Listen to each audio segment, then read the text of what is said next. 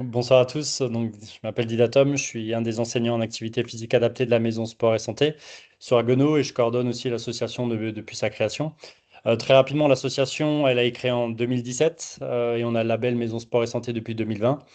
avec un grand site principal sur Haguenau, donc qui est historique, et un deuxième site d'ampleur qui vient de naître du côté d'Égenay et à peu près 13 sites secondaires.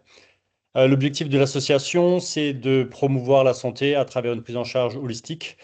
basée essentiellement sur l'activité physique adaptée, donc un peu la thématique d'aujourd'hui de mon côté, la nutrition, la santé psychique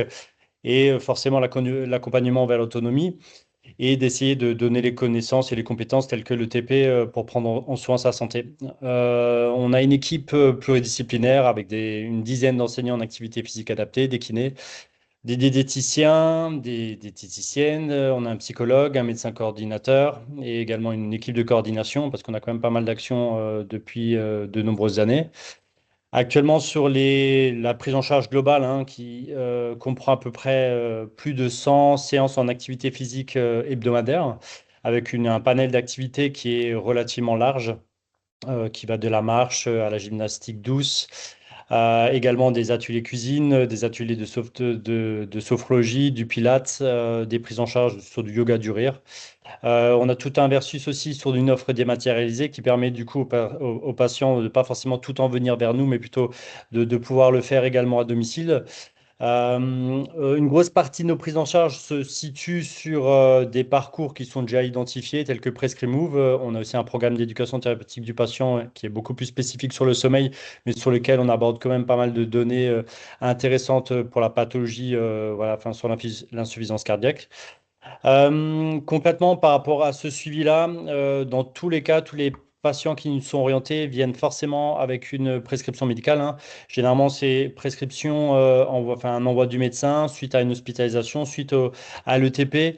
en milieu hospitalier. Les personnes nous sont adressées et on essaie de les accueillir relativement rapidement avec un accueil collectif où on essaie d'expliquer effectivement ce que c'est la maison sport et santé, nos différents parcours et on essaye individuellement de glaner une partie des informations administratives et médicales qui nous permettront de lancer la prise en charge. S'ensuit dans la même matinée du coup un bilan initial avec un enseignant en activité physique adaptée qui permet du coup d'échanger avec le patient pendant 1 heure, de faire des bilans de capacité, notamment voilà, le test de 6 minutes, de test de préhension qui nous permet d'avoir une image relativement ciblée et propre sur le patient, qui nous permet de tenir compte de sa singularité et du coup de lancer progressivement un parcours qu'on co-décide avec le patient. Sur lequel on va essayer de trouver pendant 1 mois des séances à faible intensité sur lesquelles ce patient va s'inclure avec chez nous effectivement une palette d'activités qui est toujours conditionnée à un niveau d'intensité. Donc là, dans notre pathologie, effectivement, on commence toujours par une intensité faible, voire très faible, sur une palette de créneaux tout au long de la semaine. Donc en fait, il peut venir plus ou moins selon ses disponibilités le matin, le midi, le soir, même le samedi, sur des créneaux très spécifiques sur lequel on vient travailler un peu voilà, de l'activité physique de façon globale. Et effectivement, ce sont généralement des séances qui sont réduites, enfin, qu'on essaye réellement d'adapter du coup au profit de la personne. C'est forcément des séances collectives pour lesquelles on vient apporter du coup un suivi individuel. Et les tests ou les questionnaires qu'on fait passer en amont nous permettent effectivement de bien cibler la singularité ou le potentiel de la personne. 1 mois, on vient éprouver, on essaye. Donc, c'est un mois qui est financier chez nous, donc qui est entièrement gratuit pour le patient, pour lequel on essaye au bout d'1 mois de refaire un bilan sur lequel on va échanger pendant 1 heure effectivement sur comment ça s'est passé et essayer de co-décider aussi également ensemble la suite du parcours pour essayer de faire en sorte du coup de rajouter progressivement une activité physique, voir s'il y a une possibilité d'ouvrir à d'autres créneaux avec une intensité un peu plus augmentée et d'essayer de faire en sorte du coup de faire progresser avec effectivement le suivi médicalisé, un compte rendu dans activité physique adaptée et du coup du parcours qui est envoyé au médecin et ça permet effectivement d'avoir une prise en charge qui soit globale. Une nouveauté de notre côté sur le site déjeuner, c'est qu'on a ouvert effectivement un plateau de réentraînement à l'effort. Donc, avec effectivement des machines, des rameurs, des ergocycles et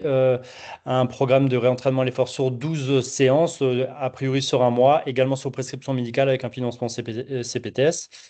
qui nous permettra effectivement de remettre enfin, du réentraînement à l'effort pour les personnes qui représentent un fort déconditionnement à l'effort. Et également, du coup, aussi quelque chose d'intéressant, on vient d'acquérir une nouvelle machine, une Halter G, qui nous permet effectivement de proposer aux personnes qui sont en mobilité très réduite ou avoir avec une dyspnée forte, de venir travailler sur une machine sur laquelle on va enlever enfin, une partie de sa gravité et du coup qui va réellement faciliter du coup la mise en mouvement de ce public. Donc encore une fois, c'est essayer de renforcer ce parcours individualisé, le faire de façon progressive et sécurisée, et d'essayer de faire des points régulièrement avec le patient pour essayer de constamment adapter et tenir compte aussi de la forme du moment.